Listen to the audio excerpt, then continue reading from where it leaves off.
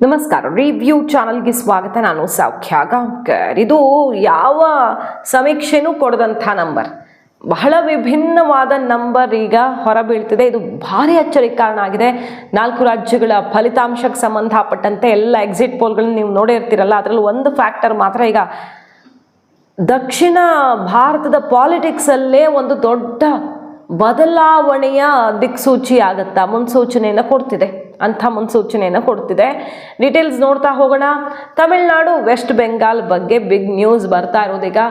Miss ಮಾಡಿದ್ರೆ ನಮ್ಮ ಚಾನಲ್ನ ಸಬ್ಸ್ಕ್ರೈಬ್ ಮಾಡಿ, ನಿಮ್ಮ ಅಭಿಪ್ರಾಯ ಕಮೆಂಟ್ ಮಾಡಿ ತಿಳಿಸಿ. ಎಸ್ ವೀಕ್ಷಕರೇ, ವೆಸ್ಟ್ ಬೆಂಗಾಲ್ದು ಈಗಾಗಲೇ ಇಟ್ಟಿದ್ದೀವಿ. ವೆಸ್ಟ್ ಬೆಂಗಾಲಲ್ಲಿ ಬಹುಪಾಲು ಎಲ್ಲ ಸರ್ವೆಗಳು, ಪೀಪಲ್ಸ್ ಪಲ್ಸ್ ಬಿಟ್ಟು ಬಹುತೇಕ ಎಲ್ಲ ಎಕ್ಸಿಟ್ ಪೋಲ್ಗಳು ಮತ್ತು ಬೂತ್ ಲೆವೆಲ್ ಲೆಕ್ಕ ತೆಗಿತಾರಲ್ಲ ಪಕ್ಷದವರು, ಆ ಲೆಕ್ಕಾಚಾರ ಎಲ್ಲಾನು NDA ವಿನ್ ಅಂತ ಹೇಳ್ತಿರೋದು, ಅಂದರೆ BJP ವಿನ್ ಅಂತ ಹೇಳ್ತಿರೋದು TMC ವಿರುದ್ಧ. ತಮಿಳ್ನಾಡದೊಂದು ಸರ್ಪ್ರೈಸಿಂಗ್ ಸುದ್ದಿ ಬರ್ತಿದೆ ಈಗ. ಅಸ್ಸಾಮಲ್ಲಿ ಆ್ಯಸ್ ಎಕ್ಸ್ಪೆಕ್ಟೆಡ್ ಅಲ್ಲಿ BJP NDA ಗೆಲ್ಲತ್ತೆ, ಅಸ್ಸಾಮಲ್ಲಿ UDF ಗೆಲ್ಲತ್ತೆ ಅಂತಾನೆ ಇರೋದು ಚಿತ್ರಣ. ತಮಿಳ್ನಾಡಿನಿಂದ ಬಿಗ್ ಸರ್ಪ್ರೈಸ್ ಏನಪ್ಪ ಅಂತ ಕೇಳಿದ್ರೆ, ಒಂದೇ ಒಂದು ಸಮೀಕ್ಷೆ ಈ ರೀತಿ ಪ್ರೆಡಿಕ್ಟ್ ಮಾಡ್ತಿರೋದು. ಆಕ್ಸಸ್ ಮೈ ಇಂಡಿಯಾ ಸರ್ವೆ ಏನು ಹೇಳ್ತಿದೆ ಅಂತ ಕೇಳಿದ್ರೆ, ಆಕ್ಸಸ್ ಮೈ ಇಂಡಿಯಾ ಮಾತ್ರ ವಿಭಿನ್ನವಾಗಿ ಕೊಡ್ತಿದೆ. ಹಂಗ ಅಸೆಂಬ್ಲಿ ಆಗುತ್ತೆ ತಮಿಳ್ನಾಡಿನಲ್ಲಿ. TVK ಬಹಳ ದೊಡ್ಡ ನಂಬರನ್ನು ಪಡ್ಕೊಳ್ಳುತ್ತೆ ಅಂತ. ಉಳಿದ ಬಹುತೇಕ ಸರ್ವೆಗಳು 4, 8, 10 ಹಾಗೆ ಸಿಂಗಲ್ ಡಿಜಿಟ್ಟು, ಮ್ಯಾಕ್ಸಿಮಮ್ 10-12 ಸೀಟು ಅಂತ ಕೊಡ್ತಿರೋದಲ್ವಾ ವಿಜಯ್ಗೆ. ಬಟ್ ಆಕ್ಸಸ್ ಮೈ ಇಂಡಿಯಾ ಮಾತ್ರ ಬಹಳ ಭಿನ್ನವಾದ ನಂಬರ್ ಕೊಡ್ತಾ ಇದೆ. TVKಗೆ 98-120 ತನಕ ಬರಬಹುದು ಅಂತ. TVKಗೆ ಆಕ್ಸಸ್ ಮೈ ಇಂಡಿಯಾ ಪ್ರಕಾರ ಬಹಳ ದೊಡ್ಡ ನಂಬರ್ ಬರುತ್ತೆ ಅಂತ ಹೇಳ್ತಿದ್ದಾರೆ. AIADMK ಮತ್ತು BJP ಇನ್ನಿತರ ಪಕ್ಷಗಳು ಸೇರಿರೋ NDA ಕಂಫರ್ಟಬಲ್ ವಿನ್ ತಗೊಳ್ಬಹುದು ಅನ್ನೋ ಥರನೇ ತೋರಿಸ್ತಾ ಇದೆ. 114-124 ತನಕನೂ ತಗೊಳ್ಬಹುದು. DMK 103-113 ಸೀಟ್ ಬರಬಹುದು ಅನ್ನೋ ರೀತಿಯಲ್ಲಿ ತೋರಿಸ್ತಾ ಇರೋದು ಕೆಲವು ಸರ್ವೆಗಳಲ್ಲಿ. ಆಕ್ಸಸ್ ಮೈ ಇಂಡಿಯಾ ಮಾತ್ರ ಡಿಫ್ರೆಂಟ್ ಆಗಿ ಕೊಡ್ತಾ ಇದೆ. TVKಗೆ ದೊಡ್ಡ ಬ್ರೇಕ್ ಕೊಡುತ್ತೆ ಈ ಎಲೆಕ್ಷನ್. 98-120 ಸೀಟ್ ತನಕ ಹೋಗುತ್ತೆ.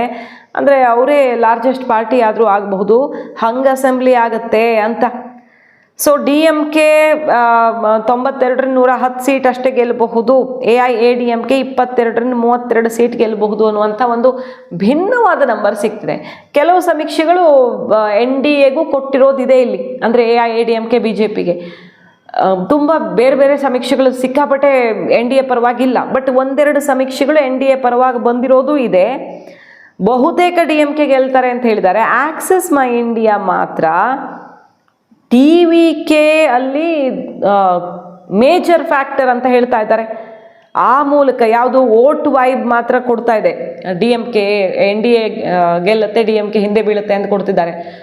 ಉಳಿದಂತೆ ಯಾರು ಹೇಳ್ತಿಲ್ಲ ಇದನ್ನು. ಆಕ್ಸಸ್ ಮೈ ಇಂಡಿಯಾ TVK ಫ್ಯಾಕ್ಟರ್ ಕೊಡ್ತಿದೆ. ಸೊ TVK BJP AIADMK ಸೇರಿದ್ರೆ ಸರ್ಕಾರ ಆಗಿಬಿಡುತ್ತೆ. ಈ ರೀತಿಯ ಪ್ರಯತ್ನ BJPಯಿಂದ ಆಗಿತ್ತು, ಬಟ್ ಅದು ಒಪ್ಪಿರಲಿಲ್ಲ. ವಿಜಯ್ ಕೊನೆಗೂ ಒಪ್ಪಿರಲಿಲ್ಲ. ನನ್ನನ್ನು CM ಮಾಡೋ ಜೊತೆಗೆ ನಾನು ಹೋಗ್ತೀನೇನೋ ಅಂತ ಸಂದೇಶ TVK ಕೊಟ್ಟಿತ್ತು.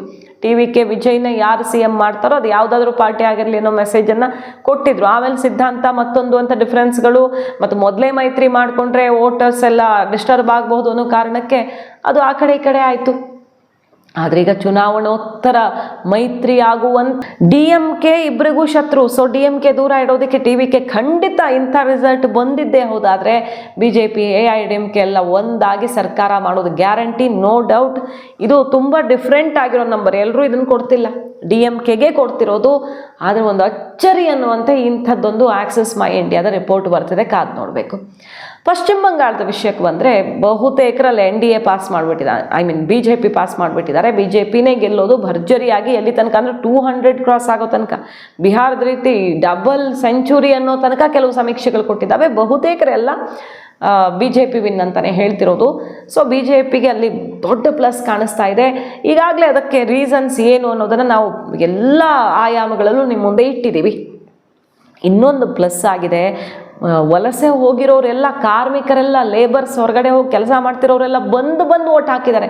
ದೂರದ ಊರುಗಳಿಂದ ಬಂದು ಖರ್ಚು ಮಾಡ್ಕೊಂಡು ಬಂದು ಓಟ್ ಹಾಕಿದ್ದಾರೆ. ವೆರಿ ಇಂಟ್ರೆಸ್ಟಿಂಗ್ಲಿ ಆ ಥರ ಓಟ್ ಟರ್ನ್ಔಟ್ ಆಗಿದೆ ವೆಸ್ಟ್ ಬೆಂಗಾಲಲ್ಲಿ. ಮಹಿಳೆಯರಿಗೆ ಬಂಪರ್ ಯೋಜನೆಗಳನ್ನು ಘೋಷಿಸಿರೋದು, ಅಭಿವೃದ್ಧಿ ಅಂದರೆ ಏನು ಅಂತ ತೋರಿಸ್ತೀವಿ ಅಂತ ಮೋದಿ ಶಾ ಮಾಡಿದಂಥ ಶಪಥ, ಹಿಂದೂಗಳು 70% ಇರೋ ಹಿಂದೂಗಳನ್ನು 30% ಇರೋರು ಕಡ್ಡಿಲಾಡಿಸ್ತಿದ್ದಾರಲ್ಲ, ರೋಡಲ್ಲಿ ಹೆಣ್ಮಕ್ಳನ್ನು ಈ ರೀತಿ ನಡೆಸ್ಕೊಳ್ತಿದ್ದಾರಲ್ಲ, ಬೇಡವಾ ನಿಮಗೆ ನ್ಯಾಯ ಅಂತ ಆ ಒಂದು ಕಿಚ್ಚು ಹೊತ್ತುಕೊಂಡಂಗೆ ಕಾಣಿಸ್ತಾ ಇದೆ. ಹಿಂದೂಗಳೆಲ್ಲ ಭಯದ ವಾತಾವರಣ ಬಿಟ್ಟು ಬಂದು ಓಟ್ ಹಾಕಿರೋದು. ಮಹಿಳೆಯರು ವಿಶೇಷವಾಗಿ TMC ಜೊತೆಗೆ ನಿಂತವರು ಕೂಡ ಮಹಿಳೆಯರು BJPಯ ಬಿಗ್ ಆಫರ್ಗೆ, ಮಹಿಳೆಯರಿಗೆ ಭರ್ಜರಿ ಘೋಷಣೆಗೆ ಈ ಕಡೆ ತಿರುಗಿರೋದು. SIR ಎಲ್ಲವೂ ಕೂಡ BJPಗೆ ಭಾರಿ ಗೆಲುವಿನ ಅವಕಾಶವನ್ನು ಸೃಷ್ಟಿಸಿದ್ದು ಸತ್ಯ.